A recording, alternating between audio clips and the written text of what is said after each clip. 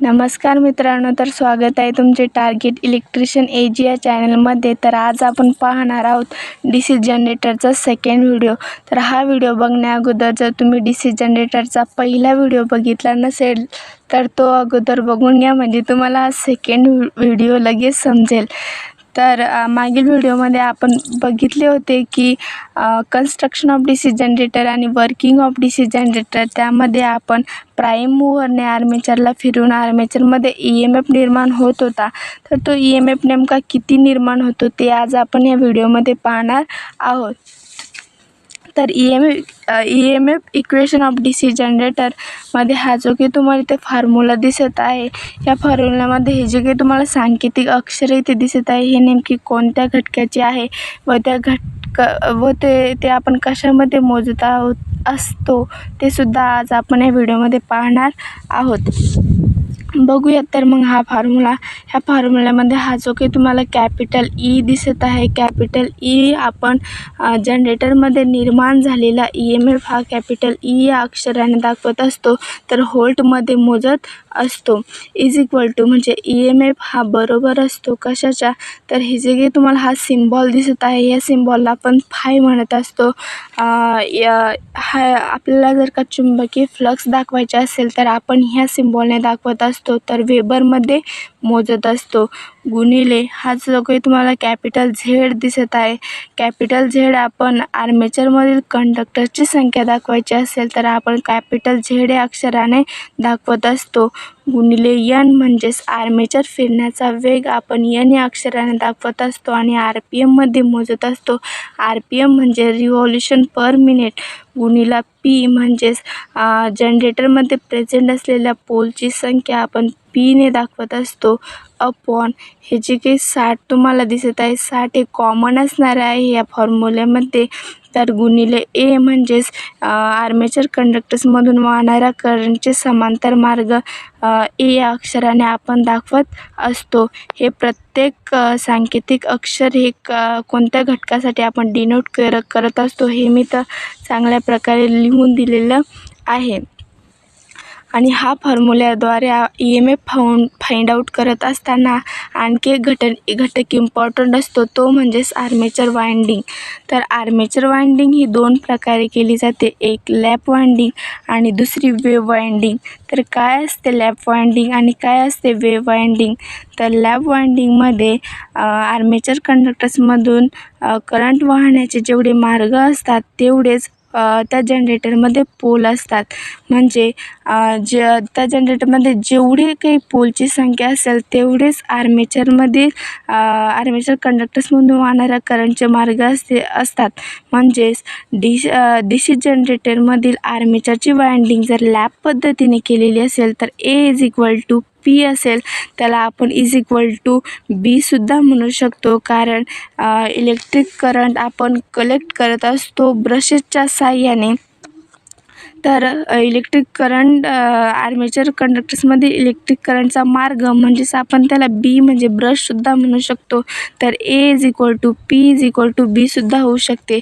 तसेच जर का डीसी जनरेटरमधील आर्मेचर वाइंडिंग ही आपण वेव्ह पद्धतीने केलेली असेल तर जनरेटरमधील पोलची संख्या कितीही असो, परंतु आर्मेचर कंडक्टर्समधून करंट फ्लो होण्याचे मार्ग फक्त दोनच असणारे, म्हणजे A इज इक्वल टू 2 असणारे, तर B सुद्धा 2च असणारे। म्हणजे इलेक्ट्रिक करंट आपण किती मार्ग असतात आपण जर का वेव्ह पद्धतीने आर्मेचर वाइंडिंग केलेली असेल तर करंट फ्लो होण्याचे मार्ग 2 असतात, म्हणजे ब्रशेस सुद्धा 2 असणारे।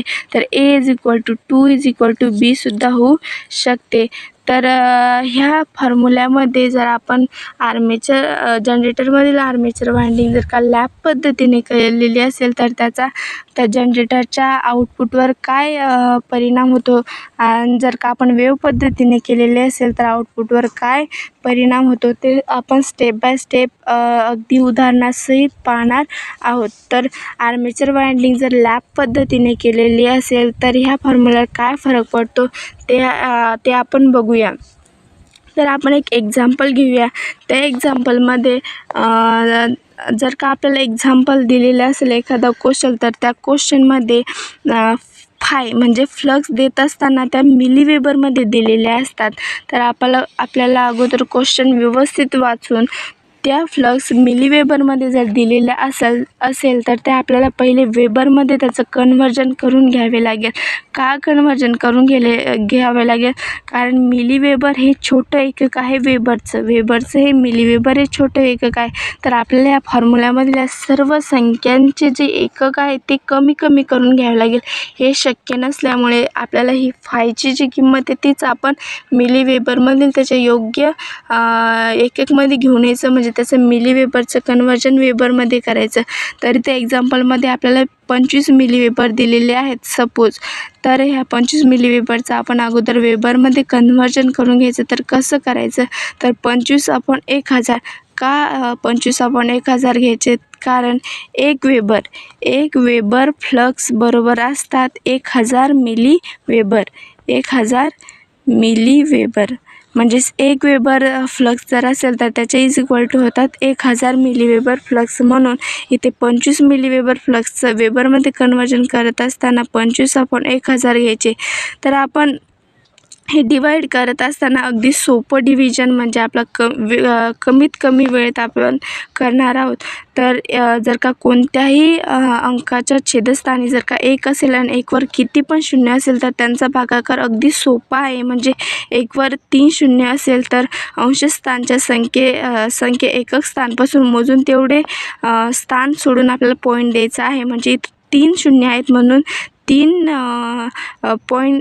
अंक सोडून आपल्याला पॉईंट द्यायचा आहे. तर 1, 2 तिसरा अंक इथं प्रेझेंट नसल्यामुळे आपण इथं 0 देऊन लगेच पॉईंट द्यायचा आहे. म्हणजे आपला ॲन्सर येणार 0.025. आपलं हे वेबर म्हणजे कन्व्हर्जन झालेलं आहे. तुम्हाला अगदी समजलं असेल की गणितामध्ये पण एकदम इझी प्रकारे कसं आपण सॉल्व करू शकतो याला कमी वेळेमध्ये. म्हणजे 1वर जर 3 शून्य असेल तर 3 अंक सोडून पॉईंट द्यायचा. म्हणजे 1, 2 आपला तिसरा अंक इथे प्रेझेंट नसल्यामुळे लगेच 0 घेऊन टाकायचा, पॉईंट द्यायचा 0. आपला ॲन्सर रेडी 0.025 म्हणजे 25 मिलीवेबर फ्लक्स म्हणजे 0.025 वेबर होय. तसेच इथे पण मी तेच घेतलेलं आहे. सेम उदाहरणामध्ये आपण सेम संख्या घेणार आहोत. त्याचा काय फरक पडतो आपण एंडिंगला पाहणार आहोत. तर आता आपण इथे फ्लक्सची संख्या घेतली, फ्लक्स किती आहेत ते घेतले. त्यानंतर आपण घेणार आहोत ही आपली लॅप पद्धतीमध्ये आपण एक एक्झाम्पल बघूया. त्यामध्ये झेड जो आहे त्या फॉर्म्युल्यामधला आपण फायची किंमत घेतली 0.025 ही फायची किंमत आहे. त्यानंतर झेड आपल्या इथे दिलेला आहे 720. झेड म्हणजे काय? कंडक्टरची संख्या. आर्मेचरमधील कंडक्टरची संख्या किती आहे? 120. त्यानंतर कॉमा एनची संख्या आपल्या एन दिलेला आहे. एन म्हणजे काय? रोटर फिरण्याची गती. तर किती ती 600 RPM गुणिला पी. पोलसुद्धा आपल्याला इथे दिलेले आहेत 6 पोल दिलेले आहेत. अपॉन 60 तर कॉमन असणारे गुणिले ए म्हणजे आर्मेचर कंडक्टरमधून वाहणाऱ्या करंटचे मार्ग. तर ते सुद्धा आपल्याला इथे दिलेले आहेत 6. आणि आपल्याला ई फाइंड आउट करायचा आहे. ई फाइंड आउट करायचा म्हणजे आपल्याला EMF फाइंड आउट करायचा आहे. तर ही जे काही क्वेश्चन दिलेलं आहे याच्यामध्ये आर्मेचर वाइंडिंग ही लॅप पद्धतीने केलेली आहे. तर लॅप पद्धतीने केलेली आहे म्हणजेच जेवढे करंट फ्लो होण्याचे मार्ग असणारे तेवढेच पोल असणारे. अगदी ते ह्या एक्झाम्पलमध्ये जर तुम्हाला एची किंमत दिलेली नसली तरी तुम्हाला एची किंमत घेता यायला पाहिजेत. कारण आपल्याला माहिती आहे जर का आर्मेचर वाइंडिंग ही लॅप पद्धतीने केलेली असेल तर जेवढी पोलची संख्या असेल तेवढेच करंट फ्लो होण्याचे मार्ग असणारे. म्हणजे जर पोल 6 असणारे तर आर्मेचर कंडक्टर्समधून वाहणारे करंटचे मार्गसुद्धा 6च असणार आहे. तर ह्या सर्व संख्या आपण इथे पुट आउट करून घेऊया या फॉर्म्युल्यामध्ये. तर E is equal to 5 into Z into N into P upon 60 into A. यांच्या सर्व संख्या आपण इथे पुट आउट करून घेऊया. तर E इज इक्वल टू आपल्याला फायची किंमत आपण काढलेली आहे किती? 0.025 गुणिले झेड आपल्याला किती दिलेलं आहे? 720 गुणिला एन 600 दिलेला आहे गुणिला पी हा 6 आहे आपला. तर अपॉन 60 कॉमन असणारे गुणिले ए म्हणजेच आर्मेचर कंडक्टर्समधून वाहणाऱ्या करंटचे मार्गसुद्धा 6 असणारे. आहे, कारण आपली आर्मेचर वाइंडिंग ही लॅप पद्धतीने केलेली आहे. तर आपण हे गणित सॉल्व करूया. हे जे काही छेदामध्ये 6 होते, अंशामध्ये 6 6 6 गेट कॅन्सल. नंतर हे जे काही 60 आहे, 60 10 600 10 0.025 गुणिले 720 गुणिले 10 आपले एवढं गणित राहिलेले.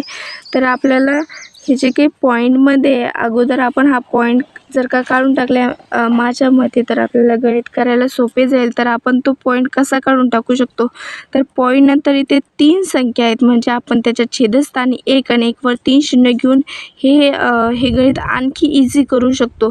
तर मी डायरेक्ट इथे 25 लिहून घेतले आणि हे जे 0.025चं कन्व्हर्जन मी 25मध्ये करून घेतलं, पॉईंट काढून टाकला. तर कसा, त्याच्या छेदस्थानी 1000 घेऊन, कारण पॉईंट नंतर 3 संख्या होत्या म्हणून मी 1 वर 3 शून्य घेतले.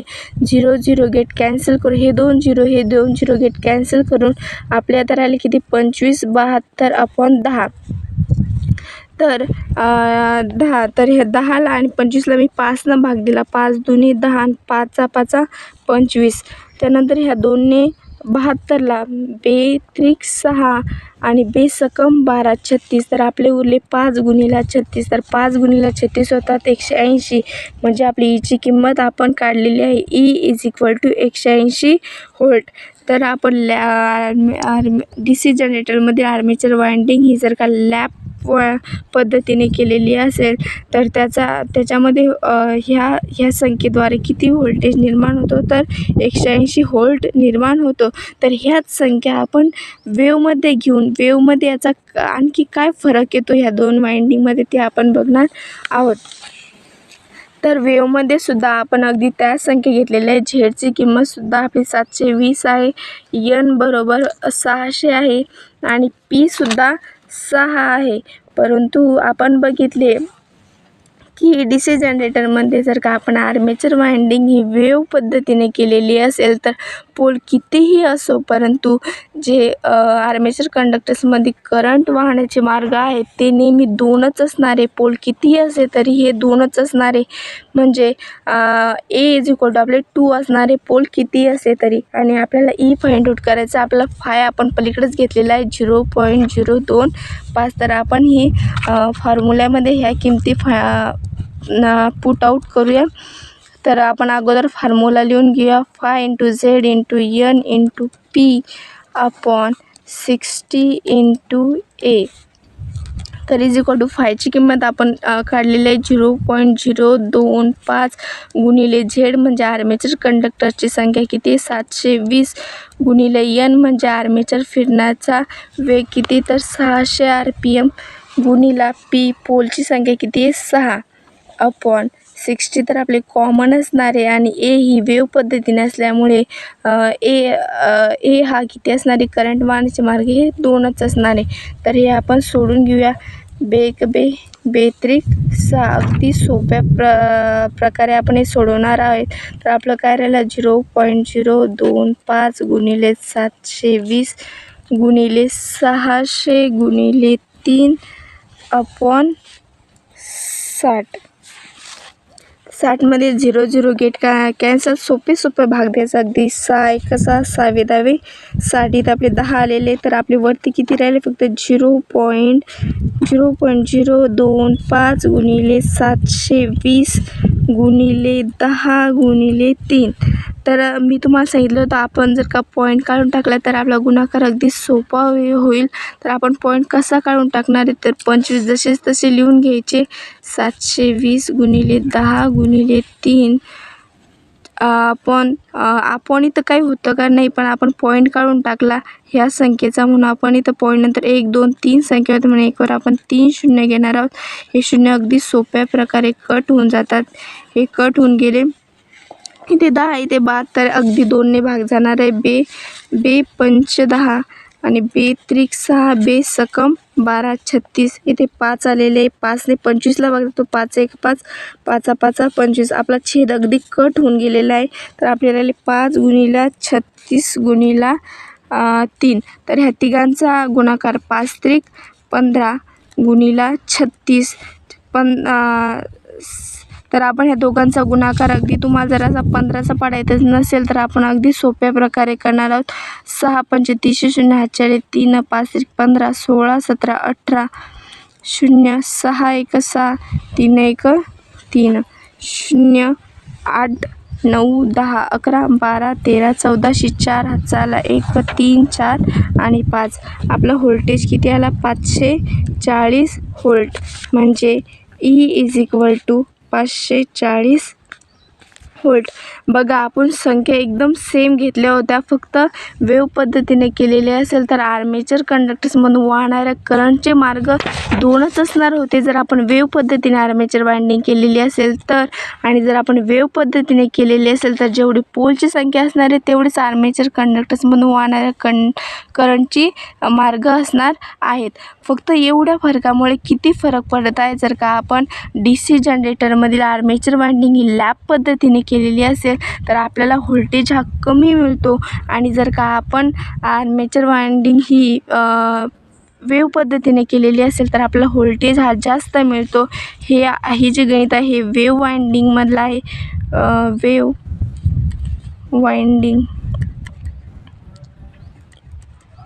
वाइंडिंगमधील आहे. म्हणजे आपल्याला जर का व्होल्टेज जास्त पाहिजे असेल तर आपण आर्मेचर वाइंडिंग ही वेव्ह पद्धतीने केली पाहिजे.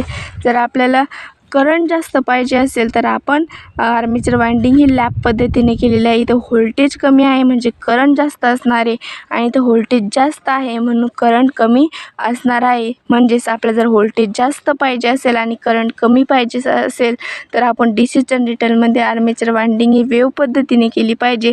आणि जर आपल्याला व्होल्टेज कमी पाहिजे असेल आणि इलेक्ट्रिक करंट जास्त पाहिजे असेल तर आपण आर्मेचर वाइंडिंग ही लॅप पद्धतीने केली पाहिजे. तर इथे ह्या प्रकारे तुम्हाला अगदी मी उदाहरणासहित सांगितले आहे. तर तुम्ही सोप्या पद्धतीने EMF फाइंड आउट करू शकता. तुम्हीसुद्धा हे करू शकाल. तर आपला इथे त्या जनरेटरच्या आर्मेचरमध्ये नेमका किती EMF निर्माण होतो हे इथे आपण बघितले आणि तुम्ही ते फाइंड आउटसुद्धा करू शकता. कोणत्या फॉर्म्युल्याने तर E = phi × Z × N × P / 60 × A. इथे आपला EMF फाइंड करणं संपलेलं आहे.